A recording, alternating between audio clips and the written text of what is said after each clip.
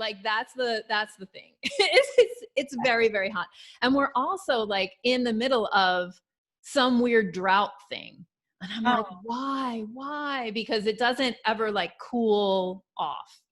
Right. So, all right. Hi, everybody. If you can see us on Facebook Live, it means that Facebook is cooperating for at least a little moment. I'm here. I'm Kathy Mazak. I'm here with Kimberly Hale, and she has agreed. Kimberly Hale is a longtime roadmap student, and she has agreed to talk to us a little bit about her writing roadmap program experience. So let me just start by asking you to introduce yourself. Tell us like who you are, where you are in your career, and what you study. Okay. So I live in Kentucky. So we have the awesomest governor in the world right now during this whole COVID thing. Yeah.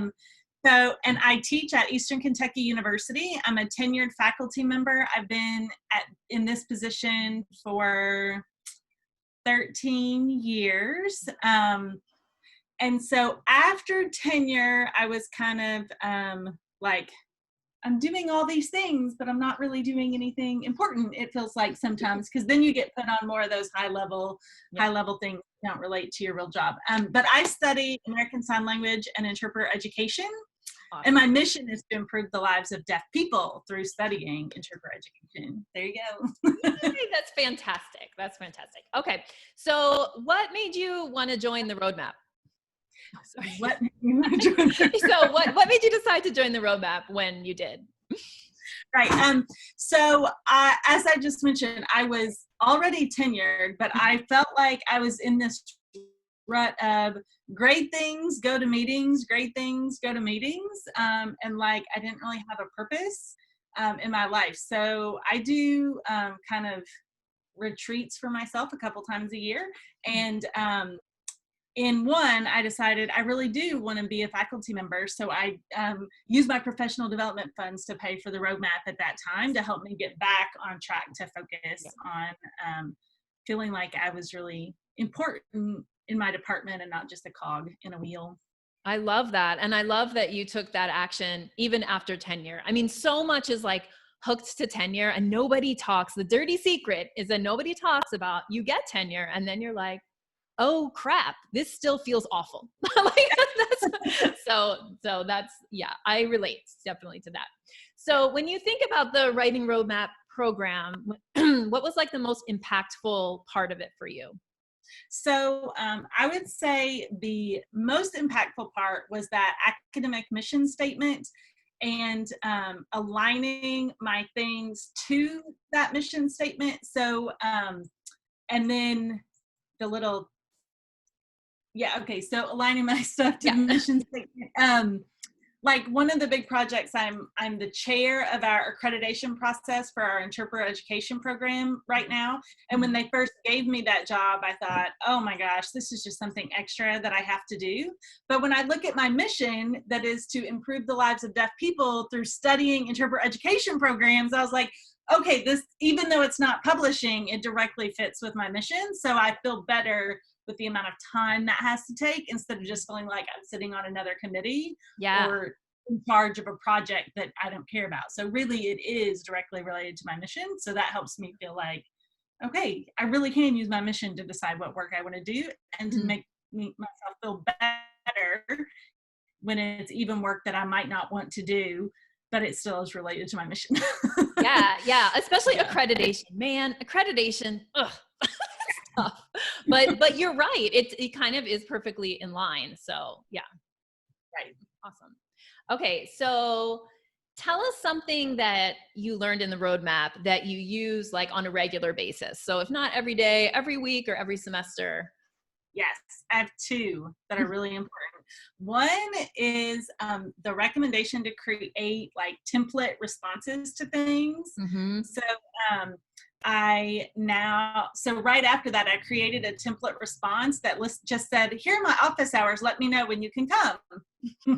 Right. And then I learned about Calendly. So now I put Calendly link, like, here are my office hours. Pick one. Yeah. Pick a time. Tell me when you're coming.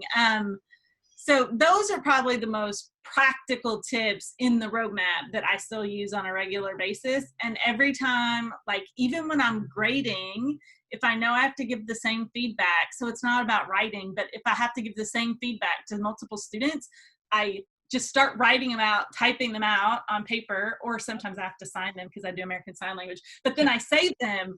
And then every time a student has the same problem, I just submit that video to them or copy and paste that text. So that's been super helpful just in streamlining the process. And then people at the end of the day still get the same level of feedback as people at the beginning of the day. Oh, 100%. That's so important. And also, like, I think sometimes that we have this idea that copy pasting things is cheating. Like, you know, like obviously there are moments that that's cheating, but in this case, like copy and pasting your own feedback, like it's not surprising, right? That we keep getting the same mistakes. You know, students are generally doing the same 5 things, right? So there's no reason to like slog through like creating 5 different responses. Like just have a template. That's wonderful. Cool. I love it. So how did the roadmap specifically change like your writing and publishing process?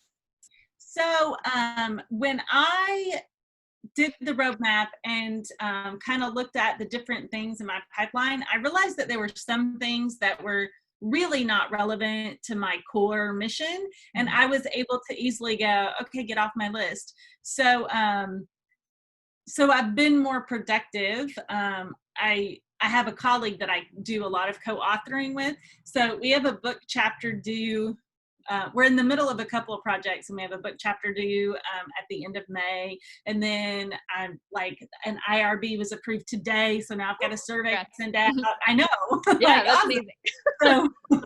So it's just made me like keep things moving and keep doing things instead of getting kind of, sometimes I would get lost in one project, and sometimes you get to that part you don't like to do. Yeah. So you just do something else.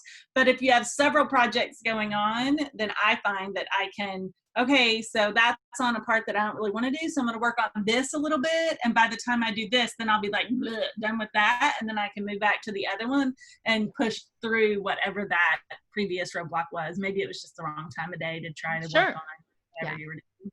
Yeah. Awesome. Great. Okay. So the last question is, who would you recommend the roadmap to?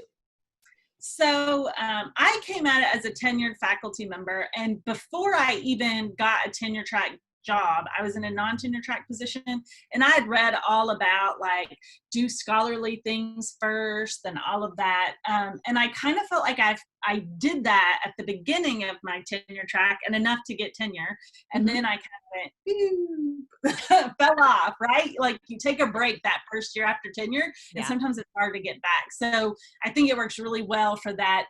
Get reinvigorated for what you're doing there, and you're not being scrutinized every single day for your productivity anymore. Like pre-tenure. But I also think it can be really good for pre-tenure people. Maybe not, I mean, some people might do really well in the first year, but I think sometimes the first year is just so overwhelming, like where's the bathroom? But definitely either like in the beginning when you're like, okay, how do I really fit all this stuff in? And then after tenure to get kind of motivated to do your own thing and work at your own pace. But that first semester, I think I didn't even get it. I had already worked at the university, but then my first semester on tenure track job, I was like, what do you mean I got like 4 extra committees just because now I'm tenure track? So like you almost don't believe that it's going to be that different than what you knew about. So it takes a little bit of kick in the pants before you realize you need something more. Yeah, you don't know what you don't know in that first year. Like you're learning. It takes that first year to like realize you're like, oh, this is what the job is, you know, and then you can kind of start to go like, wow, I really need a little help around here, right? So yeah, cool. Well, thanks so much. Anything you want to add before we sign off? I don't think so, but I love your stuff and I think it's awesome and super helpful. And I appreciate that you were doing all this stuff to help us. I'll be better. Yeah, well, I really appreciate you as a community member. You are so active inside the roadmap and also in I Should Be Writing. So thank you so much. And one of the things, I'm sorry, of it.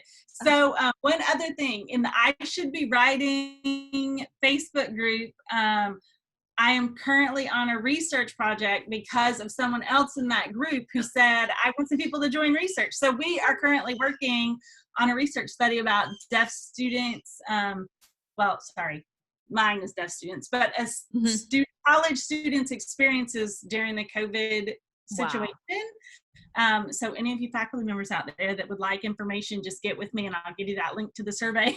But it's so in addition to like all the good stuff that we individually can get, just being part of those groups can get you connections with people. I met someone else that knits and I'm like, awesome, we're knitters. And doing research with some people from the group. So it's really been a great experience being in there. That's amazing. And I really feel like that's what it's about, right? Like and we really need that right now. So for people who are kind of like on the fence about the roadmap and you're thinking about it, this is like a really great time to get to know other people, other knitters who are also academics. That's, what a find, right?